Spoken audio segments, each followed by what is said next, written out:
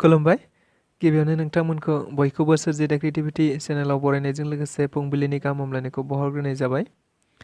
दिनैनि माखासे निउस आपडेटफोरखौ नोंथांमोननि सिगाङाव फोरमायथिना होनो आवगायनाय जालायबाय। नोंथांमोनहा भिडिअखौ नायनानै मोजां मोनोब्ला लाइक खालामगोन होनना आसा खालामबाय। लोगोसे इउटिउब चेनेलखौ दाबो साबस्क्राइब खालामाखैबा साबस्क्राइब खालामनानै लानो थाखाय गुरै खावलायनाय जाबाय। थ' बिदिब्ला जोङो भिडिअखौ जागायनोसै।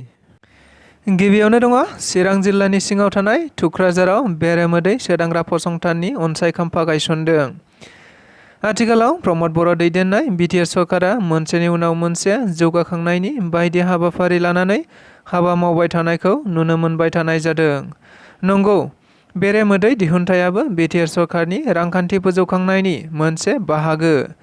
मिथिनाय बायदिब्ला बेबायदिनो रांखान्थि जौगाहोनाय थांखिजोंनो बिटिआर सरकारा मैया चिरां जिल्लानि सिङाव थानाय बेंटल थुक्राझाराव बेरेमोदै सोदांग्रा फसंथाननि अन्थाइ खाम्फाखौ बिटिआरनि मावफुं सोद्रोमा रनजित बसुमतारी बिथाङा गायसननानै होनाय जायो।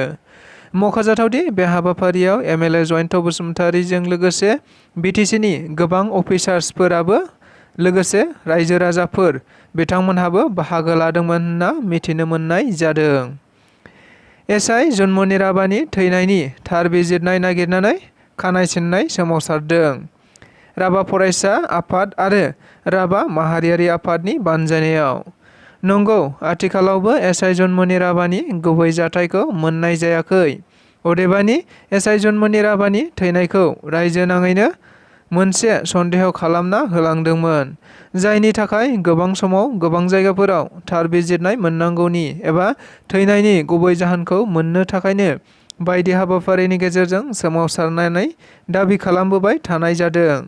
मख'जाथावदि बेबायदिनो मैयाबो उदालगुरि जिल्लानि टंलायाव उदालगुरि जिल्ला राभा फरायसा आफाद, राभा माहारियारि आफादआ जुथायै खानाय सिननाय हाबाफारिनि गेजेरजों थाबैनो नायबिजिरना दायनिगिरिखौ गोख्रों साजा होनांगौ होननानै दाबि खालामनाय जायो होनना खौराङाव मिथिनो मोननाय जादों।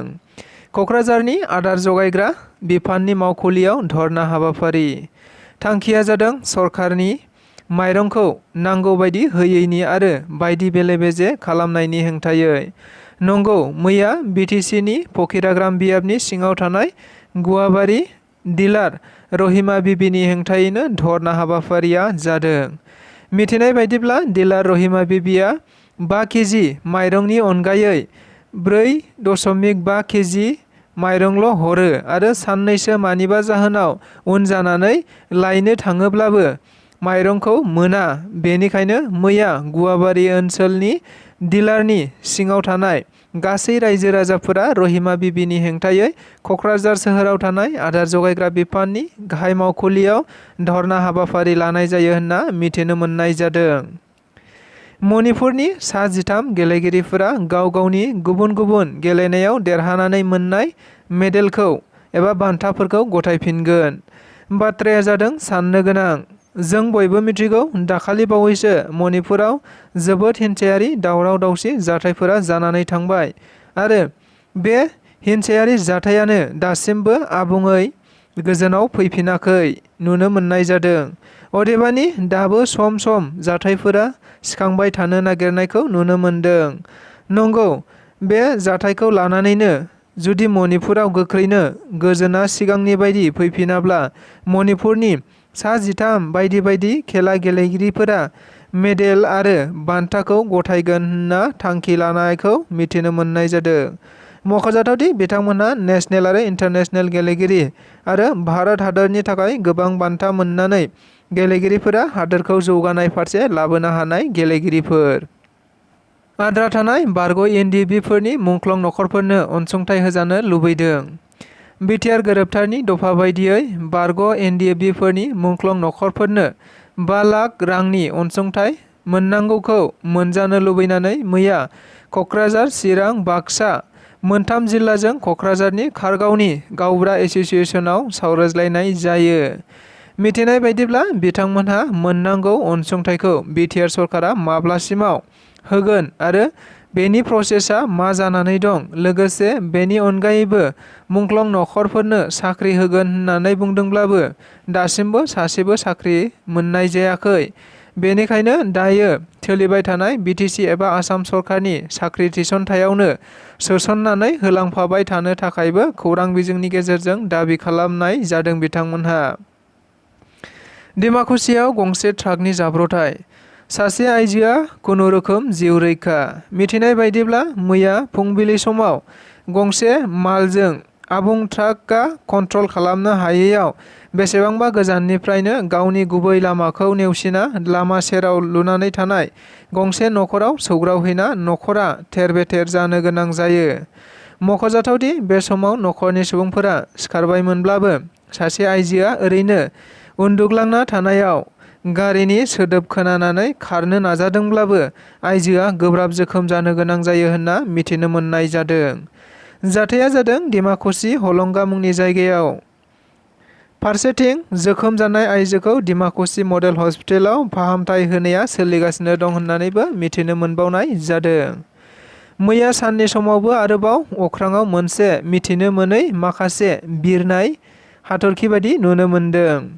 नंगौ, दाखालि मोनाबिलियावबो बेबायदिनो मिथिनो मोनै माखासे मुवाखौ अख्राङाव गोजों गोबां बिबांनि सारियाव बिरनाय नुनो मोननाय जादोंमोन।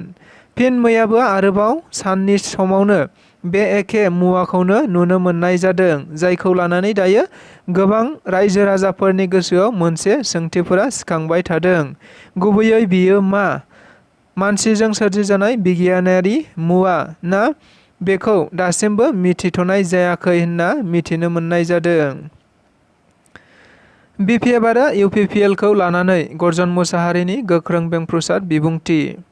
नंगौ, आथिखालाव राजखान्थिखौ लानानै गावजों गाव गोबां दान्थे-बिदान्थे जाबाय थानाय समावनो कंग्रेस राजखान्थि दोलोनि दैदेनगिरि गर्जन मुसाहारि बिथाङा BTC-नि सिङाव थानाय मोननै ओनसोलारि राजखान्थि दोलोआरि फारियै BPF आरो UPPL खौ बायदि रावजों सोंखारिनायखौ नुनो मोनदों। बिथाङा बुंनाय बायदिब्ला BPF आरो UPPL आ गावनि थांखिनिफ्राय दोरोदबाय, मानोना बिथांमोननि थांखिया आलादा रायजो सोरजिनायनिसोमोन, जायनि जाहोनाव दायो रायजो राजाफोरा बिथांमोननि सायाव जेबो आसा गैला। बिथांमोना गोहोआव फैनाय लोगो लोगोनो गासैबो बाथ्राफोरखौ बावजोबबाय, 100% रायजो राजाफोरखौ थगायबाय। लोगोसे बिथाङा बुंबावदों दि हाग्रामा महिलारीआ RSS-नो प्रमद बर' एबा UPPL सरकारा रायजो राजाफोरखौ खृष्टान धोरोमाव सोजोबबाय होनना लिरना होदों। गुबुन फारसेथिं प्रमद बर'आ बर' हारिनि गासैखौबो मिथिजोबदोंब्लाबो गावनि पावारखौ हिमन्त बिश्व शर्मानो होजोबबाय होनना गोख्रों रावजों बुंथिना होबावो मानगोनां गर्जन मुसाहारि बिथाङा। पदबजरा महकुमानि सिङाव थानाय थिपकाय सिल्किकाटा गामियाव मैदेरनि उदखार। नंगौ, आथिखालावबो मानसि आरो मैदेरनि गेजेराव जानाय जेंनाया जोबनानै थाङाखै। अदेबानि गोबां जायगायाव मैदेरा मानसिफोरनि न'-बांखौ सिफायबाय थानायखौ नुनो मोनबाय थानाय जादों। मिथिनाय बायदिब्ला दाखालिबो बेबायदिनो मोनानि 9 रिंगायाव पदबजरा महकुमानि सिङाव थानाय थिपकाय बन्दरनि साखाथियाव थानाय सिल्किकाटा गामिनि मंगलती ब्रह्मनि नखराव फैनानै गासै गंथाम न'खौ थेर-बेथेर खालामलायजों लोगोसे माइ-माइरं जालांजोबदों होनना मिथिनो मोननाय जादों। दायो नखराव जेबो गैजायैखाय सरकारनिफ्राय माबा मोनसे अनसुंथाइ मोननो हास्थायनाय जादों होनना मिथिदों। लोगोसे मिथिबावनाय बायदिब्ला गासै 4 नखराव हाबनानै खहा खालामदों होनना मिथिनो मोननाय जादों। कक्राझाराव आरोबाव सिखावनि उदखार आखु। कक्राझारआ गंसे नङा, खननै नङा, बार सिखावनि उदखार खालामबाय थानायखौ मिथिनो मोननाय जादों। नंगौ, बेबायदिनो मैया आरोबाव कक्राझारनि शान्तिनगरनि 3 नं वार्डनि साखाथियाव गंसे गलानि गंसे बाक्सुखौ थाला सिफायना बायदिसिना लांदों।